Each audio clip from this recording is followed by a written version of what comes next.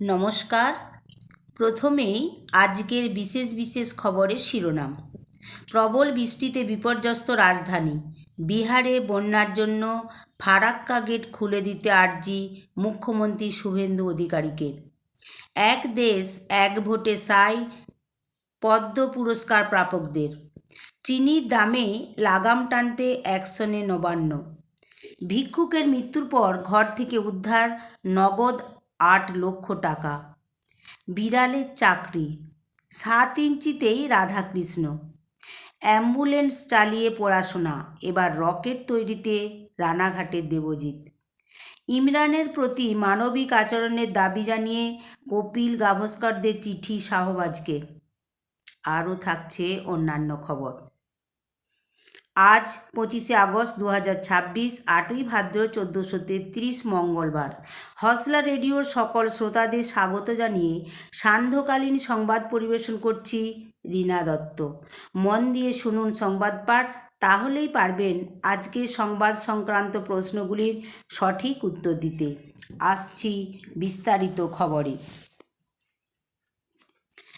প্রবল বৃষ্টিতে বিপর্যস্ত রাজধানী, নামতে পারেনি 15টি বিমান। সোমবার সকাল থেকেই প্রবল বৃষ্টি ও বজ্রবিদ্যুতে বিপর্যস্ত হয়ে পড়ে দিল্লি এনসিআর। একটানা বৃষ্টির জেরে রাজধানীর একাধিক গুরুত্বপূর্ণ রাস্তা জলমগ্ন হয়ে যায়। কোথাও হাঁটু সমান, কোথাও কোমর সমান জলে ডুবে যায় রাস্তা। এর জেরে যান চলাচল কার্যত ধীর গতির হয়ে পড়ে এবং দীর্ঘ যানজটের সৃষ্টি হয় দিল্লি, নয়ডা, গাজিয়াবাদ ও গুরুগ্রামের বিভিন্ন এলাকায়। একই সঙ্গে খারাপ আবহাওয়ার সরাসরি প্রভাব পড়ে বিমান পরিষেবাতেও। দিল্লির ইন্দিরা গান্ধী আন্তর্জাতিক বিমানবন্দরে অবতরণের কথা থাকা মোট 15টি বিমানকে অন্য বিমানবন্দরে ঘুরিয়ে দিতে হয়। এর মধ্যে 3টি আন্তর্জাতিক বিমানও ছিল। অন্যদিকে টানা ভারী বৃষ্টিতে গঙ্গা জলস্তর দ্রুত বাড়তে থাকায় বিহারের বিস্তীর্ণ নিচু এলাকায় বন্যা পরিস্থিতি তৈরি হয়েছে। এই পরিস্থিতিতে গঙ্গার জল দ্রুত নেমে যাওয়ার পথ করে দিতে ফারাক্কা ব্যারেজের সবকটি গেট খুলে দেওয়ার জন্য পশ্চিমবঙ্গ সরকারের কাছে আর্জি জানালো বিহার সরকার। এক দেশ এক ভোটে সাই পদ্ম পুরস্কার প্রাপকদের। ওয়ান নেশন ওয়ান ইলেকশন বা এক দেশ এক ভোটের প্রস্তাব নিয়ে কেন্দ্রের পাশে দাঁড়ালেন এবার দেশের পদ্ম পুরস্কার প্রাপকরা। সোমবার সংসদ ভবনের অ্যানেক্সিতে একযোগে লোকসভা ও বিধানসভা নির্বাচন সংক্রান্ত প্রস্তাব নিয়ে গঠিত যৌথ সংসদীয় কমিটির বৈঠকে হাজির হয়ে নিজেদের মতামত জানান তারা। সূত্রের খবর, প্রায় 10 জন পদ্ম সম্মানপ্রাপক কমিটির সামনে তাদের বক্তব্য পেশ করেন। তাদের একাংশ একই সঙ্গে লোকসভা ও বিধানসভা ভোট করার উদ্যোগকে সমর্থন করেন। চিনির দামে লাগাম টানতে অ্যাকশনে নবান্ন। উৎসবের মরশুমে চিনির অস্বাভাবিক দাম বৃদ্ধি এবং কালোবাজারি রুখতে এবার কড়া পদক্ষেপের পথে রাজ্য সরকার। কেন্দ্রীয় খাদ্য ও গণবণ্টন মন্ত্রকের নির্দেশের পর আগামী 1 সেপ্টেম্বর থেকে 30শে নভেম্বর পর্যন্ত বিশেষ নজরদারি অভিযান চালাবে নবান্ন। প্রয়োজনে কেন্দ্র ও রাজ্যের আধিকারিকরা যৌথভাবেও অভিযান চালাবেন। গত কয়েক সপ্তাহে চিনির দাম উল্লেখযোগ্যভাবে বেড়েছে। ফলে একদিকে যেমন সাধারণ মানুষের সংসারের খরচ বাড়ছে, অন্যদিকে তেমনি উদ্বেগে পড়েছেন মিষ্টি ব্যবসায়ীরা। কারণ পশ্চিমবঙ্গে উৎসব মানেই মিষ্টি, আর মিষ্টি তৈরির অন্যতম প্রধান উপকরণ চিনি। দুর্গাপুজো থেকে শুরু করে পরবর্তী একাধিক উৎসবে চাহিদা বাড়ার সঙ্গে সঙ্গে চিনির বাজারে কৃত্রিম সংকট তৈরি হলে তার সরাসরি প্রভাব পড়তে পারে মিষ্টির দামে। এই পরিস্থিতিতে কোনোভাবেই যাতে অসাধু ব্যবসায়ীরা অতিরিক্ত চিনি মজুত করে বাজারে কৃত্রিম সংকট তৈরি করতে না পারেন তা নিশ্চিত করতেই কেন্দ্রের তরফে রাজ্যকে বিশেষ নির্দেশ দেওয়া হয়েছে। ইমরানের প্রতি মানবিক আচরণের দাবি জানিয়ে কপিল গাভাস্করদের চিঠি শাহবাজকে। রাজনীতির ময়দানে দুই দেশের সম্পর্ক যতই টানাপোড়েনে থাকুক, ক্রিকেটের মাঠে তৈরি হওয়া সৌহার্দ্য যে সীমানা মানে না, ফের তারই নজির গড়লেন বিখ্যাত ক্রিকেট অধিনায়করা। পাকিস্তানের প্রাক্তন প্রধানমন্ত্রী এবং বিশ্বকাপজয়ী অধিনায়ক ইমরান খানের জেলবন্দি জীবন ও শারীরিক অবস্থা নিয়ে উদ্বেগ প্রকাশ করে পাকিস্তানের প্রধানমন্ত্রী শাহবাজ শরীফকে খোলা চিঠি দিলেন 21 জন প্রাক্তন আন্তর্জাতিক অধিনায়ক। তাদের মধ্যে রয়েছেন ভারতের কপিল দেব, সুনীল গাভাস্কর। আসছি পরের খবরে। ভিক্ষুকের মৃত্যুর পর ঘর থেকে উদ্ধার বস্তাবন্দি নগদ 8 লক্ষ। থরে থরে সাজানো বস্তা, সবকটাই ভর্তি। ভিতর থেকে উঁকি মারছে তারা তারা নোট, 10, 20, 50 সবই রয়েছে। কয়েকটা বস্তায় স্রেফ কয়েন। রবিবার কর্ণাটকের মান্ডো এলাকায় এক ভিক্ষুকের বাড়ি থেকে উদ্ধার হয়েছে এমনই টাকার বস্তা। পুলিশ সূত্রে জানা গিয়েছে, মিতার নাম হুর। সারা জীবন ভিক্ষা করেই কাটিয়েছেন। ভাড়া বাড়িতে বোনের সঙ্গে থাকতেন। দুজনেই বিয়ে করেননি। 2 বছর আগে বোন মারা যাওয়ায় একাই থাকতেন হুর। রবিবার বয়সজনিত অসুস্থতায় তার মৃত্যু হয়। এরপরই তার বাড়িতে হাজির হন স্থানীয়রা। ঢুকেই চক্ষু চারকগাছ হয়ে সকলের। মোট 30টি টাকা ভর্তি বস্তা উদ্ধার হয়েছে। তাতে মোট 8,40,000 টাকা ছিল বলে জানা গিয়েছে। ইতিমধ্যে সেই টাকা হুরের 2 ভাইকে ভাগ করে দেওয়া হয়েছে।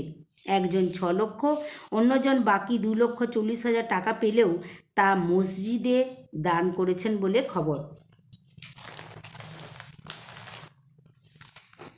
বিড়ালের চাকরি। মুম্বাইয়ের গুন্ডাভলি মেট্রো স্টেশনে গেলে যাত্রীদের সঙ্গে দেখা হবে তাঁর। হলুদ শরীর নিয়ে শুয়ে রয়েছে সর্বক্ষণ মেট্রো চত্বরেই। কেউ হয়তো পাত্তা দিচ্ছে না, কিন্তু সে নজর রাখছে সবসময়। সে অর্থাৎ একটি বিড়াল। সর্বক্ষণের এই উপস্থিতির জন্য মেট্রো স্টেশনে চাকরি পেয়েছে বিড়ালটি। Mumbai Metro Operation Corporation Limited তাকে দিয়েছে সম্মানসূচক পদ, চিফ ফেলাইন অফিসার। সম্প্রতি সন্দেশ সামন্ত নামে এক যাত্রী বিড়ালটির ছবি তুলে সোশ্যাল মিডিয়ায় পোস্ট করে লেখেন, সর্বক্ষণ পাহারা দেওয়ার জন্য বিড়ালটিকে যেন চাকরি দেওয়া হয়। মজার ছলে দেয়া তার প্রস্তাবই মেনে নিয়েছে মেট্রো কর্তৃপক্ষ।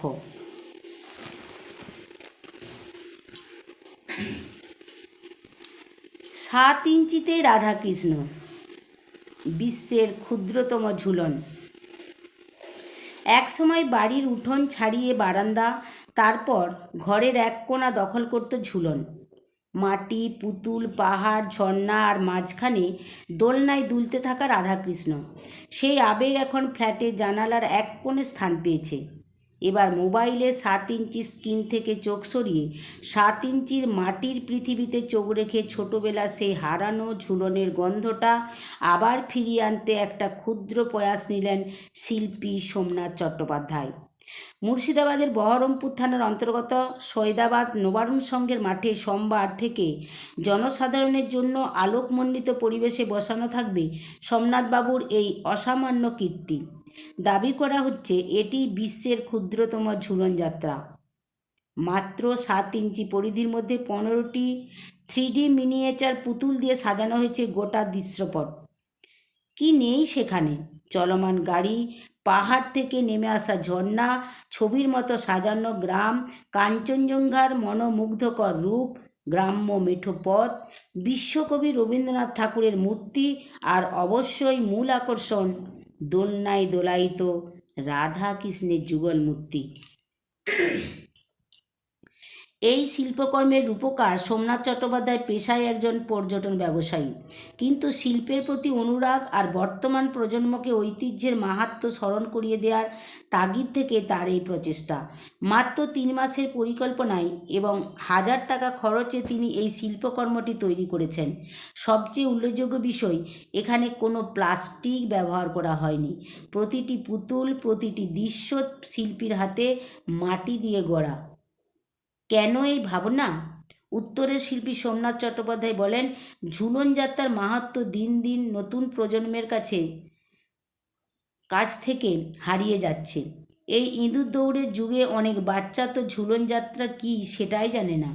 তাই বাচ্চাদের মধ্যে ঝুলনের মাহাত্ম্য ফুটিয়ে তোলা এবং তাদের একটু বিনোদন দেওয়ার জন্যই আমার এই পরিকল্পনা। প্রতি বছরই বাড়িতে ঝুলন করি, কিন্তু এবার ক্লাবের পক্ষ থেকে ক্লাবের মধ্যেই করার ব্যবস্থা করে দেওয়া হয়েছে। প্রশাসনের তরফে সাহায্য পাওয়া গিয়েছে। আসছি পরের খবরে। অ্যাম্বুলেন্স চালিয়ে পড়াশোনা, এবার রকেট তৈরিতে দেবজিৎ। যে দুটি হাতে শক্ত করে ধরা থাকতো অ্যাম্বুলেন্সের স্টিয়ারিং, সেই দুই হাতই এবার তৈরি করবে স্পেসে পৌঁছানোর রকেট। অসুস্থ বাবার চিকিৎসা, সংসার খরচ, নিজের পড়াশোনা সবই করেছেন অ্যাম্বুলেন্স চালিয়ে রোজগার করে। কিন্তু অভাব প্রতিবন্ধকতা খাড়া করতে পারেনি গাংনাপুরের যুবক দেবজিৎ ভদ্রের সামনে। 5 থেকে 6 বার ব্যর্থ হয়েও হার না মানা মানসিকতা নিয়ে অবশেষে দেশের শীর্ষ মহাকাশ গবেষণা সংস্থা ইসরোর দরজা খুলে ফেললেন তিনি। সতীশ ধাওয়ান স্পেস সেন্টার শ্রীহরিকোটায় টেকনিশিয়ান পদে যোগ দিতে চলেছেন তিনি। গাংনাপুরে সাধারণ পরিবারে বড় হওয়া দেবজিতের স্বপ্ন ছিল আকাশ ছোঁয়া। বাবা কাঠের কাজ করতেন, অসুস্থতার কারণে তিনি আর কাজ করতে পারেন না। মা শিশু শিক্ষা কেন্দ্রের সহায়িকা।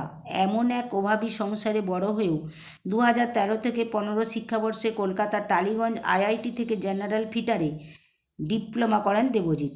কিন্তু পড়াশোনা শেষ হলেও রুটি রুজির সংস্থান করাটাই ছিল বড় চ্যালেঞ্জ। শক্তিনগর জেলা হাসপাতালে সরকারি অ্যাম্বুলেন্স চালক হিসাবে কাজে যোগ দেন।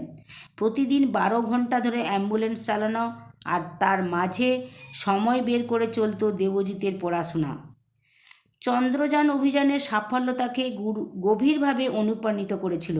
কাজের ফাঁকে সুযোগ পেলেই ইউটিউবের শিক্ষামূলক ভিডিও আর একটি কোচিংয়ের সাহায্যে প্রস্তুতি চালাতেন। দেবজিৎ জানান, কঠিন এই প্রতিযোগিতামূলক পরীক্ষায় 2-1 বার নয়, পরপর 6 বার ব্যর্থ হতে হয়েছিল তাকে, কিন্তু হাল ছাড়েননি। জেদ ও দীর্ঘ লড়াইয়ে ফল মিলেছে। ইসরোয় টেকনিশিয়ান পদে নিয়োগে চিঠি হাতে পেয়েছেন দেবজিৎ। আনন্দে ভাসছে তার পরিবার। তারা জানান, দেবজিৎ পড়াশোনায় ভালো, চাকরি পাবে এই আশা ছিল।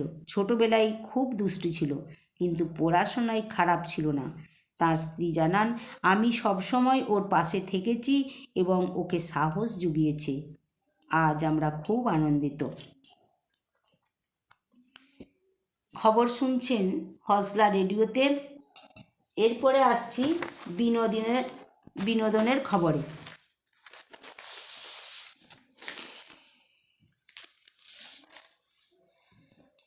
সারা অর্জুনের চমক। কিংবদন্তি অভিনেত্রী মধুবালার বায়োপিকে অভিনয় করতে চলেছেন সারা অর্জুন। সম্প্রতি এই খবরে নতুন করে আলোচনায় এসেছেন এই গ্ল্যামার কন্যা। আদিত্য ধরের ধুরন্ধর সিনেমায় অভিনয়ের পর থেকেই বলিউডে তাকে নিয়ে চর্চা বাড়ছিল। বিনোদন জগতে সারার পথচলা দীর্ঘদিনের। মাত্র 6 বছর বয়সে তামিল সিনেমা দেবিয়া থিরুমাগাল এর শিশুশিল্পী হিসেবে অভিনয় করে দর্শকদের প্রশংসা কুড়িয়েছিলেন তিনি।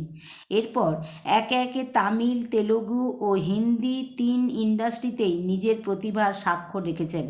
রূপালী পর্দার অমর নায়িকা মধুবালার চরিত্রে এই তরুণ অভিনেত্রীর অভিনয় ক্যারিয়ারকে এক নতুন উচ্চতায় নিয়ে যাবে বলে মনে করেছেন চলচ্চিত্র সংশ্লিষ্টরা।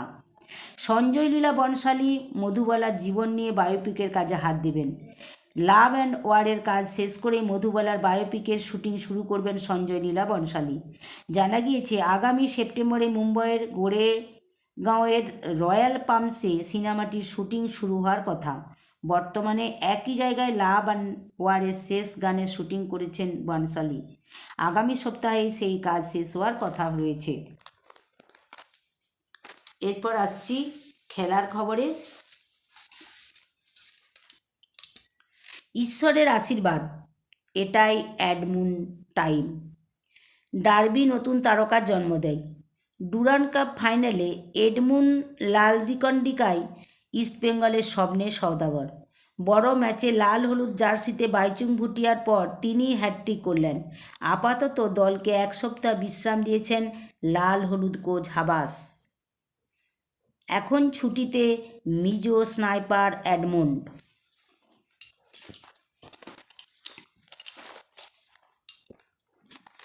পরের খেলার খবর। কলম্বোয় ভারতের দাপট অব্যাহত। জুডেলে 100 রান, চাপে শ্রীলঙ্কা। কলম্বোয় বৃষ্টি নামল, কিন্তু থামল না ভারতের দাপট। আকাশের বাধা উপেক্ষা করে ব্যাট হাতে ঝড় তোলেন ধ্রুব জুডেল ও ঋষভ পন্থ। তবে প্রথম ইনিংসে 503 রান তুলে ডিক্লেয়ার ঘোষণা করেন শুভমান গিল। জবাবে ব্যাট করতে নেমে দিনের শেষে মাত্র 8 রানেই 2 উইকেট হারায় শ্রীলঙ্কা। আর্জেন্টিনার কাছে হেরে আটকে গেল ভারত। 2026 হকি বিশ্বকাপের ফাইনালে ওঠার স্বপ্ন শেষ ভারতের। সোমবার দ্বিতীয় রাউন্ডের ম্যাচে আর্জেন্টিনার কাছে 3-5 গোলে পরাজিত হয়েছে হরমনপ্রীত সিংরা।